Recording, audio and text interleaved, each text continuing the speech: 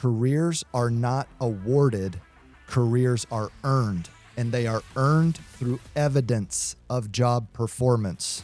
That's the one that drives me nuts the most is people that feel like, hey, I've been here the longest, I deserve that position, and that's just what it is. Entitlement is the worst thing that you can have. If an opportunity were to come up, what am I doing today that would hold you back from considering me from that role? Hey, Okay. what happened to your boys this weekend? Man, they can't beat Oklahoma to save their life. Man, I hate that. I hate the fact that Oklahoma won against us at home and you guys at home because we both had the chance to beat them. We should have just beat the brakes off of them. That first half, we should have just put the game out, but we didn't. And then we gave them the chance, and we just never came over it. I hated it. I want to have a good podcast. Is this how you really want to start? You want to talk about Alabama getting beat at home by Oklahoma? I mean, we got beat by Oklahoma at home. Here's the difference. Oh, okay, let's talk about the difference. You're a Tennessee fan. Yeah. You are used to losing. Oh, so I definitely want to have that conversation now. You're used to losing at home. Yeah. Alabama does not lose at home. Well, guess what they just did? You don't say. I think this is going to be a great conversation. Let's go ahead and have this conversation. Mr. Welcome to the 3PX show, Mr. Roll everybody. Tide that never loses. I mean, what's up with that? We're glad you're here. Has it started already? Okay. Welcome to the 3PX show. We're going to turn this vibe around. Yes. It's Wayne's fault, but we're glad you're here. Thank you for hanging in there. If Quentin allowed that first part of the conversation, yes, Alabama did lose. Well, people are listening to this several weeks after we've recorded it. So It's quite possible that Alabama's in the playoffs while people are listening to this and we're winning. I mean, they're still going to be in the playoffs. I hope so. No, well, 2 losses is not going to hurt them. And the last game they have is against Auburn. I mean, if they can't beat Auburn, then. That we struggled. The last 2 games against Auburn, was double overtime, and then the Gravedigger play. Yeah, that's true. Alabama doesn't just go to Auburn or play Auburn and it's a wrap. Yeah. We used to say that about Vandy. Yeah. Now times change. Man, I tell you what. Okay. That's a big change. Enough of that. Most everybody listening doesn't care about Alabama football or Tennessee football for that matter. But what they do care about is career ownership. So why are we talking about this? Well, I had this conversation with our team. I think it was several Leadership Connects ago, but I've also talked about it in listening and learning sessions. And it's really about building an organization of adults, creating an empowering environment where people take ownership for their own career path. Mm-hmm. What I find, especially in the hiring process, is companies oversell. We talked a little bit about this in the last episode. Companies oversell everything that they do for their employees. Career training, upward progression, all these different types of things. And it's almost like you create this entitlement where employees start to feel like you owe them a promotion or something, right? Right. So what I want to talk about is how do you start building an environment where your employees, they take ownership for their own career advancement? Because at the end of the day, careers are not awarded, careers are earned, and they are earned through evidence of job performance. Sometimes, don't you see it sometimes when people have an entitlement as well? Yes, and constantly. That's one that drives me nuts the most is people that feel like, hey, I've been here the longest, I deserve that position, and that's just what it is. And it's not. I mean, entitlement is the worst thing that you can have. Okay. Just for people who were drinking coffee and not paying attention to what you just said, okay, just say it one more time. What drives you nuts? Entitlement. When people do what? That they just think they deserve the position or the job. Because they've been here the longest. Exactly. I could not agree more. But you want to know who reinforces that? Who? Managers. Yeah, exactly. Whenever a position's open, what do? Susie's been here the longest, so she can supervise the department. Johnny's been here the longest. He knows how to run things. He knows how to do the job. So now he's the shift leader or whatever the case is. That is, we are doing it to ourselves. We, meaning kind of corporate America, leaders, managers, we're the ones who are doing it because we're constantly putting people in those positions who don't deserve that leadership role. And now we've created these environments where if you just hang around long enough, you can get promoted. Yeah. And that all boils down to the right person, right seat. If you do that effectively and you do that right, you can't mess up. But if you don't and you promote people because they've been here the longest, that you're going to start putting the wrong people in the wrong seats. You know, you can have great people. Again, we've talked about this so many times, but you can have great people and promote them and put them into the wrong seat.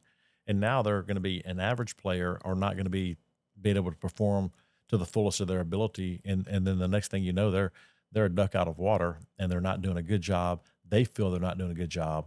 And then it's almost, you had to demote them to put them back into somewhere else. And that just makes it tough on everybody.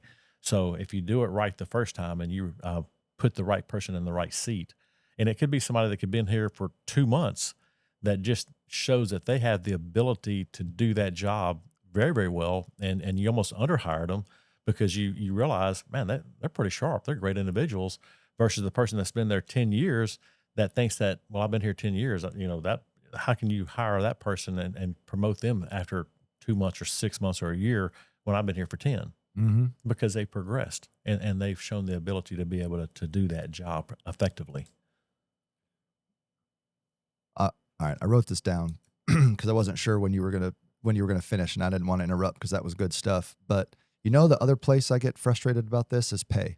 This is totally off topic, but I love chasing squirrels on this show, so I'm gonna chase the squirrel for just 1 second. Okay.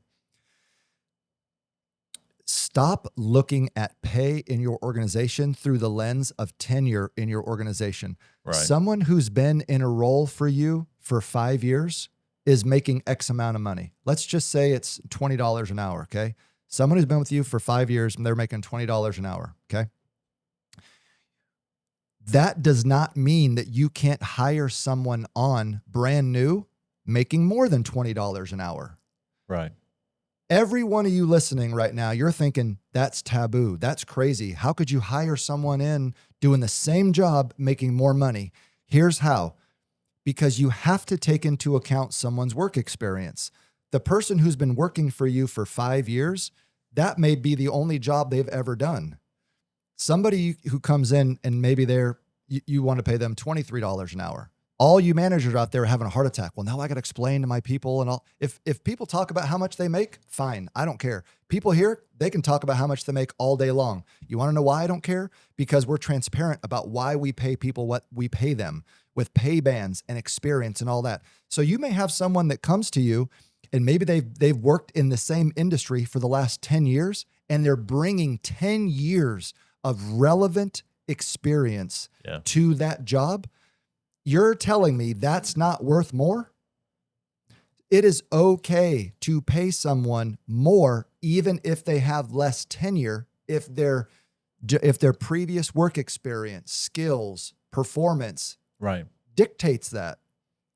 Otherwise, how else are you ever going to hire and attract great people who've done this job before, who've been there, done that, who can help your company scale if you don't pay them what they're worth? Yeah. I mean, they have the experience paying for it. I mean, and that's what they're going to get, you know, if they go somewhere else, they're going to get paid for the experience that they have. I just had this conversation last week. It just dawned on me. I'm not going to mention the department, but it came to me. We can't hire this person because they're asking for this amount of money, and that's more than what we're paying others, but they've got 15 years of experience doing the job. Yeah. So now I don't want to get started. I can promise you it's going to be handled, but stop doing this, okay?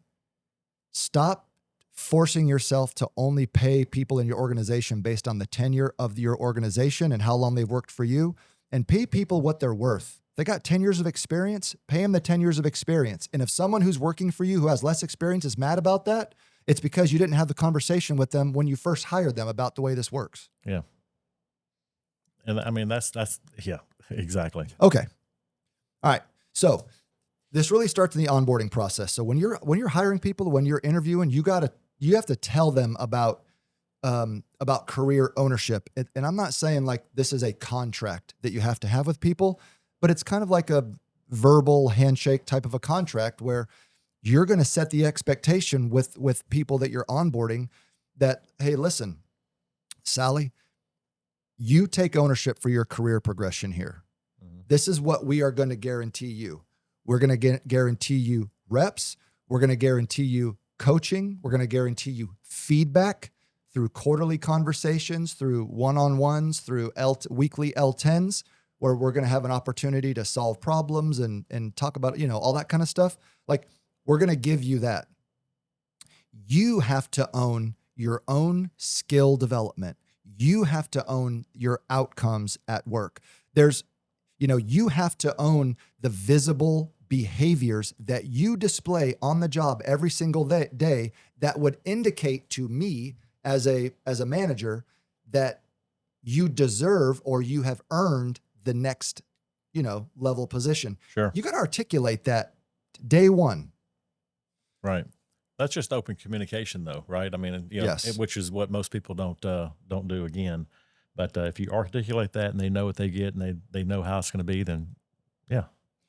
Because you'll sit down in an interview and you're like, oh, we got, we're a growing company. We've got opportunities that come open, all the time. And, and we're going to give you a path, where you can grow and develop. And then, so now people are waiting like, okay, what's the path?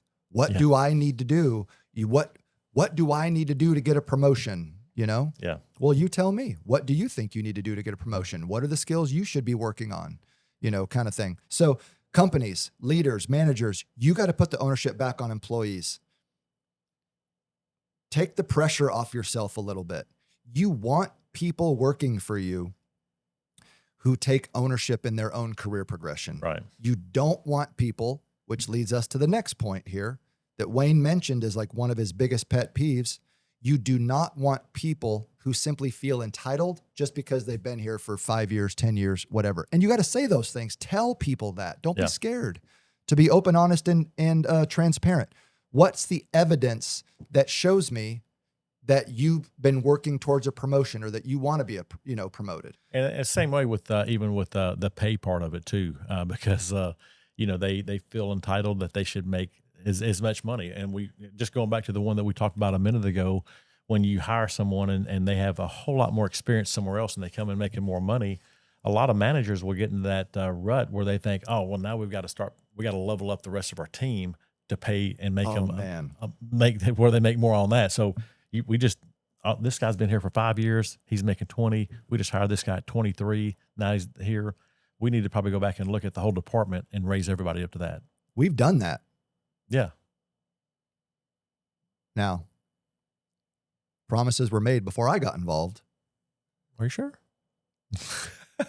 In the one department I am thinking of right now, the answer is yes. I'm sure. Conversations already happened, promises were already made, and I got kind of stuck. But man, I'm so glad you brought that up.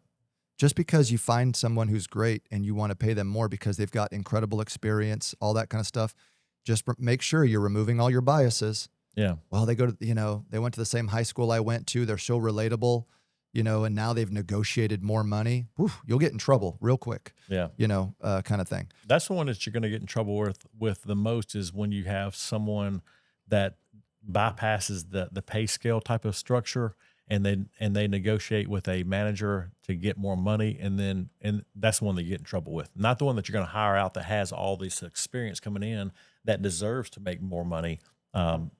Two different things all the way. Yes. Yeah, that's a really good call out. Someone who negotiate, and you got to be, this will be a whole nother rabbit. I can't chase it right now. Yeah. And it's happened to me before. Trust me, I know. So. So you're going to punish someone who's got a great resume, but they're not good at negotiating their salary. Yeah. You're going to pay them as little as possible because you got away with it. But someone who comes in and is good at communicating what they believe they're worth and all that, you're going to pay them a lot more. Yeah. Because they're asking for it. They're putting pressure, and the way to take that pressure off and leave it alone is just, we'll just pay them more and they'll go away. Just pay people what they're worth, man. Yeah. You know, take all that off the table and pay people what they're worth. Don't try to pay the least amount you can possibly get away with just to get them on board. Pay people what they're worth. Right. Whatever the job, it requires. No more, no less. Exactly. No more, no less. Okay. All right. So you got to be careful that you don't create by the actions of the manager and not having these open, honest conversations. You got to be careful you don't create. And a lot of you probably already have this culture. So now you got to fight against it, where people feel entitled to promotions, evidence-based promotions. Okay. People should be operating today based off the job they want tomorrow. Don't be a great salesperson today, and then tomorrow a sales manager role comes open, or an operations manager role comes open, or a department manager role comes open. And now you want to apply and you want to try to convince me that you can do that job when you haven't been demonstrating those skills at any point over the last 2 years doing your other role. You as a manager, you have to have those conversations and you have to break that culture right away. Yeah. If you know you're going to have if you know a job is opening up in the next year or 2 years because maybe somebody's going to retire, or maybe something's coming on, or maybe it's just going to be a new position that you're hearing about, one of the best things that you can do is start acting like that person now. Hey, I want that's the job that I want to be in.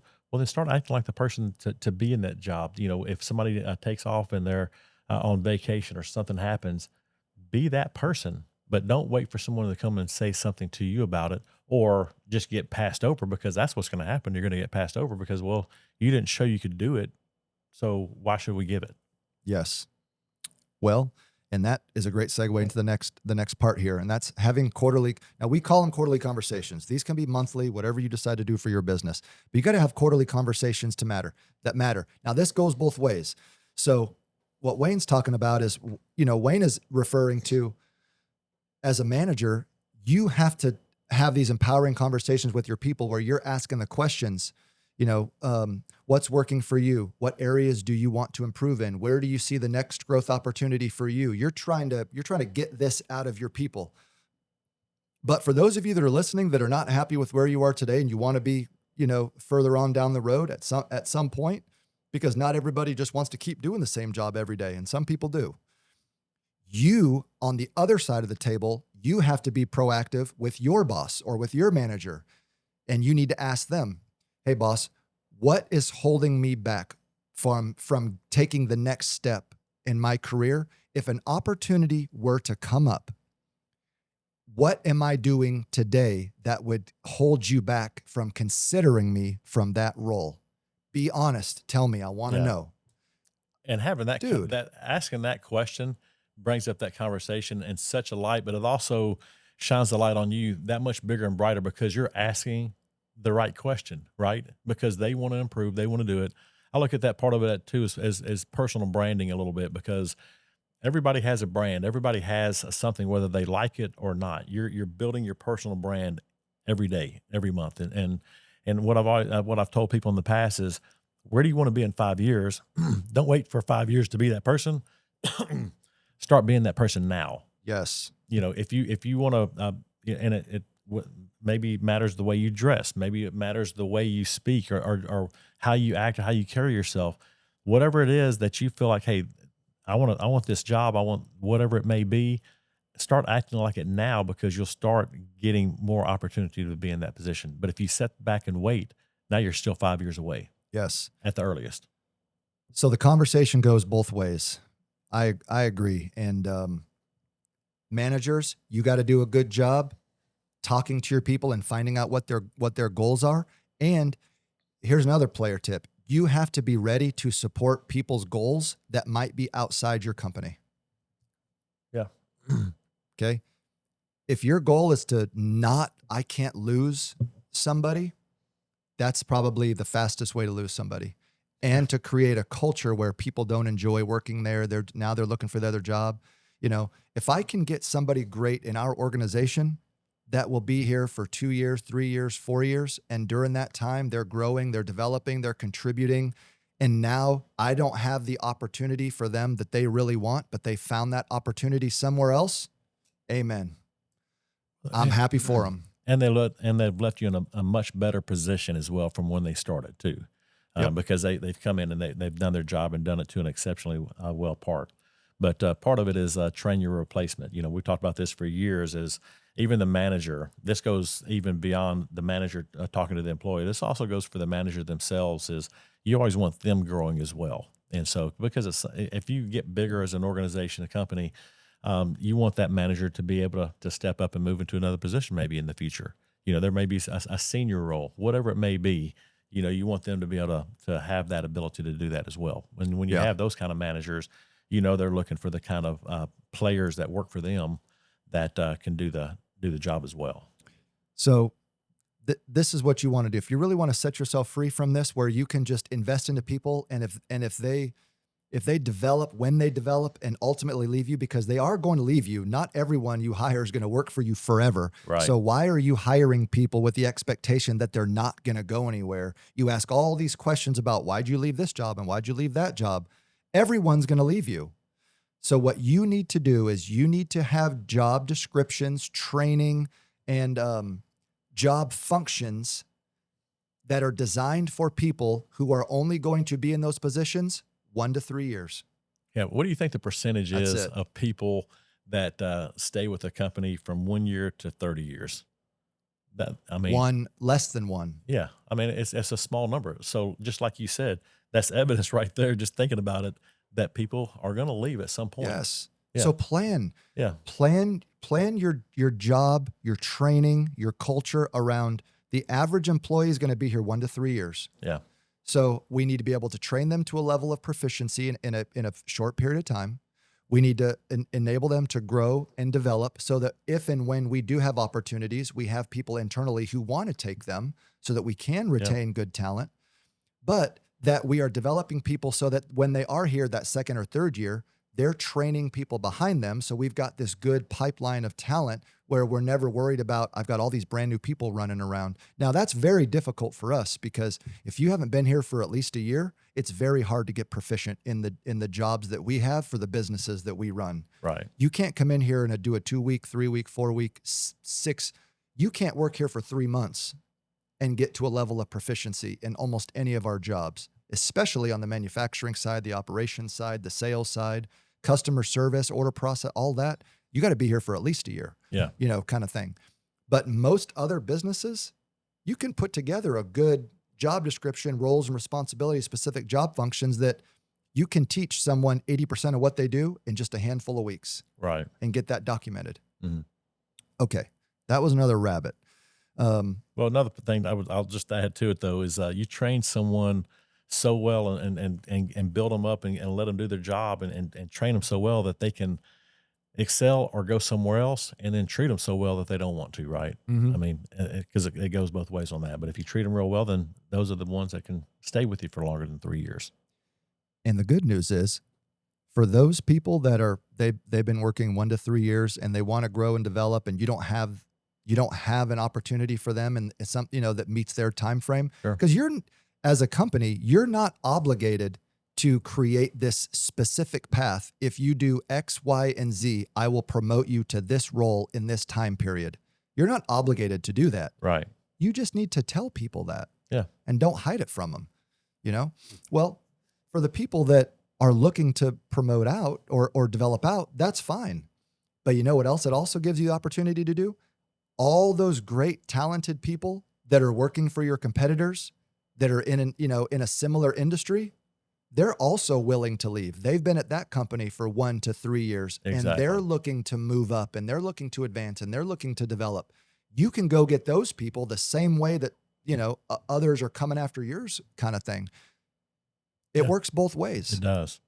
So, all right. And then the last thing is really just talking about, around career ownership. There's some things that you can do to really mess this up. One thing is shadow promotions and title inflation. So shadow promotion is like you walk in one day and this person was a frontline team member and now they're shift lead, or now they're department supervisor, and nobody knew that there was a job posting. Right. Nobody got a chance to interview for it. It wasn't put out to the organization. And it's like, quote unquote, good old boys club. Yeah. How often have we heard that phrase in our career, right? So you have to avoid all those things if you want people to have the belief that they do have ownership in their career path. You have to make the hiring and the promotion process transparent. Shadow promotions and this title inflation garbage will crush that culture. Yeah, well, it takes away opportunity for anybody else. They see that as just a dead end at that point. It's like, well, I mean, they're going to just hire their friends. They're going to hire who is who they're close to, and which happens all the time, in business. So that's a tough part of it. So being open, honest, and transparent about it and posting it, giving everybody the same opportunity to go for it. It may still be that person that gets the job, right? Yep. But at least everyone else had the opportunity to apply for it, to interview for it, and then it's a matter of having that conversation with them and letting them know why they didn't get it. Yep. As well. So the last thing I want to mention here on pitfalls and is lack of clarity on advancement criteria. Yeah. Now, I'm going to talk about this a little bit differently than how I talked about it before. Specific to our organization, there are things that you have to do just to keep your job. Right. Then there are things that you can do to demonstrate promotability. And we are very transparent on those two things. We have the Great 8 competencies. These are the 8 characteristics a manager or leader of people must display on a daily basis in order to be qualified to lead people in this organization. We call them the Great 8. Okay. You don't have to display the Great 8 to work here, to have a job. Yeah. You have to display them to get promoted or be a leader of people. To keep your job here, you have to follow our core values. Right. Okay. You have to show up to work on time. Do what you say you're going to do. You have to hit your target metrics for whatever your role is supposed to be. Showing up on time, displaying our core values every single day, and hitting your target metrics does not make you promotable. Right. It makes you employable. Yeah, it keeps you keeping a job. Yes. That's the difference. Yeah. That's the basics. That's the bare minimum. That's basically saying, hey, thank you for doing your job and we appreciate it. That does not mean that, that's where the core value above and beyond comes, right? And being able to show that and to show the other core values that, hey, I'm doing more than I ask and I can do it. I can handle that next step. Yes.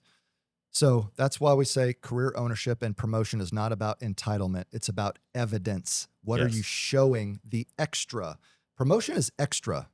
Yeah. If you're doing your job really, really well, you get to keep it. And now that sounds bad, right? Yeah. Like you're doing a great job for us. You come in on time, you're above and beyond, you're passionate about winning, you genuinely cares, you love people, all the things that we expect. You get to keep your job today. Yeah. Sounds kind of bad. But it's the truth. It's the truth. But that's what you're hoping with every single person that works here. Not that, oh, well, you're doing a great job, but you're doing a bad job and you get to keep your job. Well, no, it's part of that cycle. But you want everybody doing a great job, but like you said, it does not make them promotable.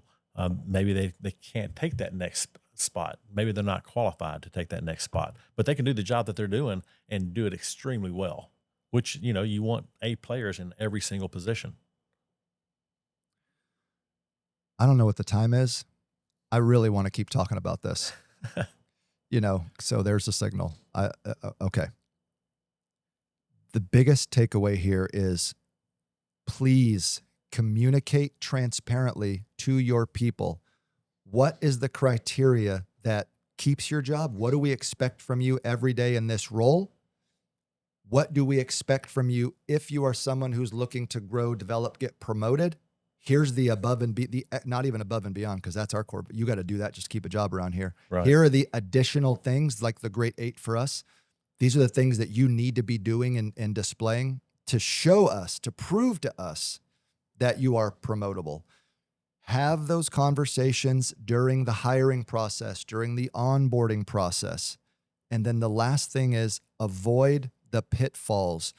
Don't say one thing during interviews and onboarding and then do another thing when you're actually operating your business. Don't just give the person a raise or a promotion because they've been here the longest. Right. Don't do that behind closed doors and all that kind of stuff, right? So that's really the biggest takeaway here. Open, honest, transparent communication, draw a line in the sand, make sure your people know what they take ownership for, what the company takes ownership for, and don't apologize for that. Be who you say you're going to be as an organization. And I promise you, people who work for you will respect that even more. And it might just surprise you to see what people in your organization start stepping up when you have these conversations. Like, if you want to get promoted around here, you guys actually have the wrong opinion of what it means to get promoted. Let me tell you, this is what you need to be doing. You might see your organization start to step up a little bit. Well, you start showing, because the employee has to understand as well that, again, it can't become just entitled because I've been here long enough. It comes back to evidence. It comes back to showing me that you're qualified to do the job. And one of the biggest takeaways from that is, are people around you and in other departments talking about you in a positive way that, like, man, they're hitting it out of the park. They're doing a fantastic job. Man, this guy right here is going above and beyond, and they're doing their job. We've got several people here right now that their name gets mentioned all the time, and they have just been knocking it out of the park. Mm-hmm. And everybody around knows it, and you can see them as rising stars. And then you have on the other contacts where it goes the other direction. And so it's very important. So if you feel like you're deserve the position or deserve the raise, whatever it is, well, you got to have the evidence. Don't say just because I've been here the longer or I deserve it or whatever. That means nothing. Show us what you've done. Show us where you've gone above and beyond. Show us some of the intangibles that you need to have to prove that you are ready for it. Yes. So before we close, because this points to your shirt, okay? So before we close, www, what's Wayne wearing? What's Wayne wearing? What we're talking about is boring stuff. Do boring well. Yes. Everybody wants to do the new stuff or the shiny stuff, the things that sound fun and doing it. But what makes a company run so efficiently is doing the boring stuff well, because it's just the day in, the day out. It's the nut and bolts of everything, and it happens. And if you do the boring really, really well, everything else will start to show and increase from there. But you have to do that. You have to do your job and do it really well. And sometimes your job can get very boring because, well, I already know it. I know how to do this. Okay, well, then do it even better. There's always ways to improve what you do, but just do boring well. Primarily, every episode, we're focusing on boring stuff. Yeah, exactly. Now, we're trying to make it entertaining. Trying hard. Hopefully it's entertaining. Yeah. But this is boring day-to-day stuff. You have to do these things well if you want your business to excel. And the more time you focus on doing boring well, what you will find is the more time you end up with being able to chase growth opportunities, the really difficult, hard things in the business that are hard to solve. You'll have more time to focus on those because you are focused on the boring things. The business starts to run good and it frees up bandwidth. Yeah.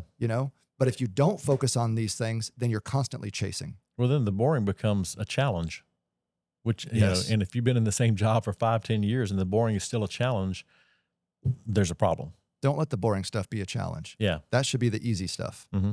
Yeah, that's a good point. Bread and butter. Okay. All right. Hey, if you hung on this long, thank you. We appreciate you. We love you. Thank you for watching and listening to the 3PX show. We hope that you join us on the next episode. And remember, please engage with us on our social media, like, share, subscribe, all the things. We love to hear from you, and we can't wait to see you next time on the 3PX show. See ya. See you later.